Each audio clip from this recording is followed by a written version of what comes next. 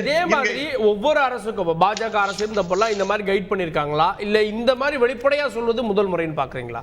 இல்ல அதாவது RSS கூட்டங்கள்ல பல விதமான அறிவுரைகள் வழங்கப்படும். ஆனால் இந்த தடவை இந்த காரியகர்த்தாக்கள் மீட்டிங்ல இதை பத்தி பேசுவது, அதுவும் குறிப்பாக 3வது முறை திரு மோடி அவர்கள் ஆட்சிக்கு வரும்பொழுது, அதுவும் எலெக்ஷன் முடிஞ்சு வருகின்ற நேரத்தில் சில விஷயங்களை டெஃபினட்டா அவர் பேச வேண்டும். அதாவது மிக முக்கியமாக சொல்லுவது, அது மிக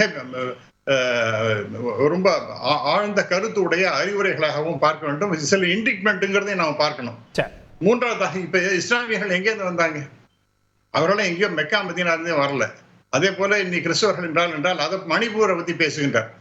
அந்த மணிப்பூரை பத்தி பேசும்பொழுது அங்க இருக்கிறவர்கள் யாரு? கிறிஸ்தவர்கள்.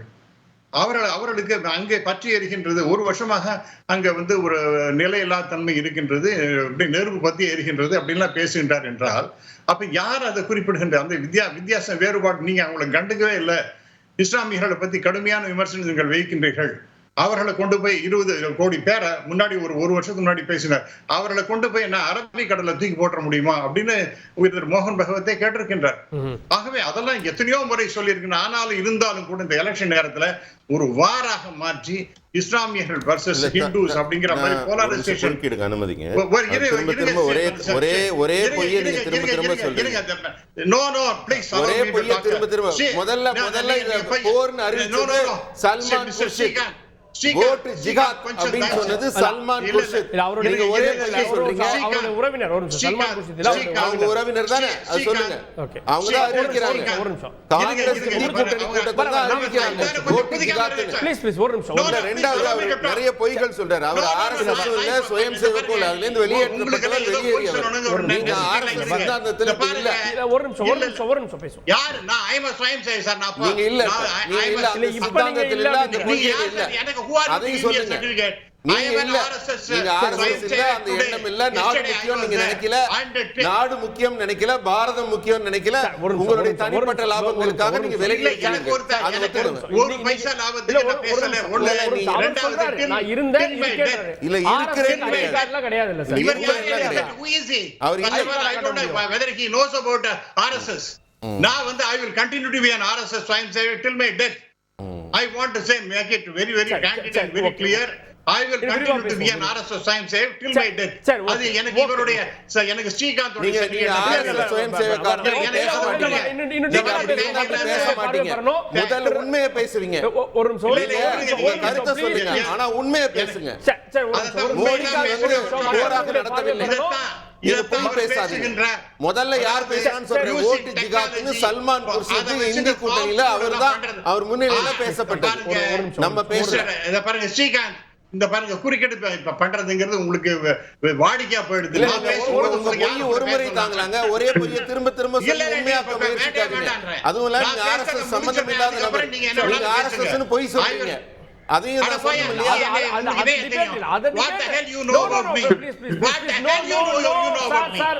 You got to talk to people. Please what the hell you know about me? No அதெல்லாம் அலோ பண்ண முடியாது. ப்ளீஸ் இல்ல ரெண்டு பேரும் அவர் பேசுறது நீ அலோ பண்ணாதீங்க. இல்ல ரெண்டு பேரும் அலோ பண்ணல. ப்ளீஸ் அவங்க இல்ல அவரை நீங்க முதல்ல அலோ பண்ணாதீங்க. இல்ல தனிப்பட்ட தாக்குதலா போக வேண்டாம். இஷ்யூஸ் பேசுவோம். திரு சுமத், இந்த மாதிரி RSS முன்பு வழிநடத்தி இருக்கா? அவங்க சொல்றது எங்க தாய் அமைப்பு, அவங்க சொல்லக்கூடிய சித்தாந்தங்களை பொலிட்டிக்கல் அமைப்பு இம்ப்ளிமெண்ட் பண்ணுது. சில இடங்கள்ல பிசுறப்போ மாறுறப்போ அதை வழி நடத்துறாங்க. இதை வழி நடத்தல்னு பார்க்கணுமா, கண்டிப்புன்னு பார்ப்பீங்களா? அதை நிச்சயமா இது கண்டிப்பு தான். இதுல எந்த விதமான யாருக்குமே ஒரு மாற்று கருத்து இருக்க முடியாது. இது என்ன நடந்திருக்குங்கிறது எல்லோருக்கும் தெரியும்.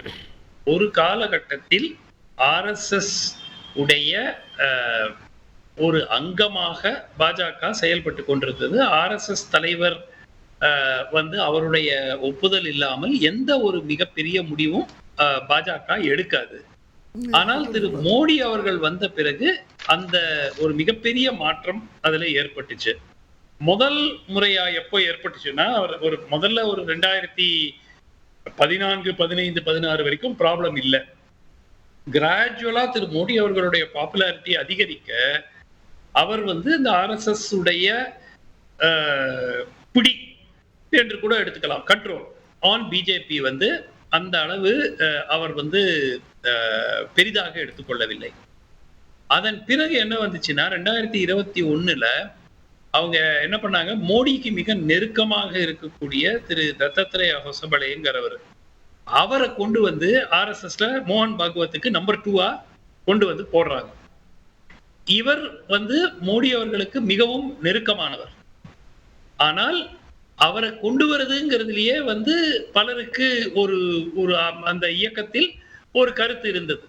ஏன்னா ஒரு சீனியர்ஸை சூப்பர் சீட் பண்ணி அவர் வந்திருக்காரு அப்படிங்கிற ரீதியான ஒரு கருத்து. ஆனால் அவர் பிரதமருக்கு நெருக்கமானவர், அப்போ ஒரு கவலை இருந்தது. ஆனால் அதற்கு பிறகு தொடர்ந்து 2019 ஆண்டு தேர்தலில் ஒரு மிகப்பெரிய வெற்றியை பெற்ற பிறகு ஆர்எஸ்எஸ் கண்ட்ரோல் ஆஃப் பிஜேபி மிகவும் குறைய தொடங்கியது. அதனால் அவர்களுக்கு ஒரு ஒரு 2 வகையான பிரச்சனைகள். ஒன்று, திரு மோடி அவர்கள் ஆர்எஸ்எஸ் சித்தாந்தத்தை தீவிரமாக இம்ப்ளிமெண்ட் செய்கிறார். அது வந்து ஆர்டிகல் 370 இருக்கட்டும், ராமர் கோயிலா இருக்கட்டும், இது போன்ற விஷயங்களை அவர் செய்து முடித்து காட்டுகிறார். அதனால அவரை வந்து ஆதரிக்கிறோம் அப்படிங்கிறது வந்து அவர்களுடைய நிலைப்பாடு தொடர்ந்து இருக்கு. ஆனாலும் அவர்களுக்கு கொடுக்க வேண்டிய முக்கியத்துவம் கொடுக்கப்படவில்லை. அப்படி பர்டிகுலரா திரு மோகன் பாகவத் அவர்களுக்கு கிட்டத்தட்ட ஒரு 2-3 ஆண்டு காலமாகவே வந்து அந்த ஃபீலிங், அந்த பர்செப்ஷன் இருந்திருக்கிறது. இந்த தேர்தல் பரப்புரையில ஒரு இதுல வந்து திரு நட்டா சொல்றாரு, ஆர்எஸ்எஸ் ஒரு காலத்துல எங்களுக்கு முக்கியமாக இருந்தது, இன்னைக்கு நாங்க ஆர்எஸ்எஸ் தாண்டி வளர்ந்துட்டோம் அப்படிங்கிற மாதிரி அவர் சொல்றாரு. அதுவும் வந்து ஆர்எஸ்எஸ்க்கு ஒரு கவலை அளிக்கக்கூடிய ஒன்றாக இருந்தது. சோ இப்ப என்ன சிக்கல் என்றால், ஒரு மிக முக்கியமான விஷயம், இது ஸ்ரீகாந்த் அவர்களும் ஏத்துப்பார், ஆர்எஸ்எஸ் சித்தாந்தமே வந்து கலெக்டிவ் லீடர்ஷிப். அதாவது ஒரு மனிதனை ஒரு மிகப்பெரிய ஒரு கடவுளை போன்று ஒரு கொண்டு போய் அந்த மாதிரி மனித வழிபாடு அவர்கள் ஏற்றுக்கொள்வது இல்லை.